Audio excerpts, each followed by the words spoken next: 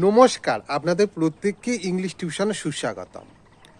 Transitive verb এর বাংলা অর্থ হলো সকর্মক ক্রিয়া।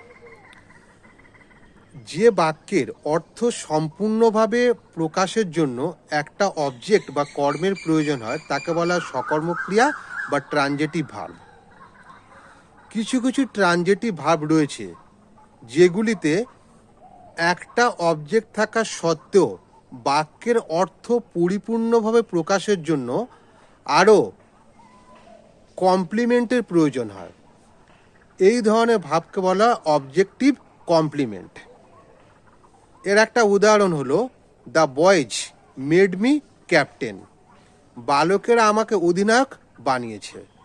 এই বাক্যে মিটা হলো একটা অবজেক্ট এবং এই বাক্যে ক্যাপ্টেনটা হলো একটা অতিরিক্ত অবজেক্ট এবং এটাকেই বলা হয় কমপ্লিমেন্ট অবজেক্ট বা অবজেক্টিভ কমপ্লিমেন্ট। ধন্যবাদ।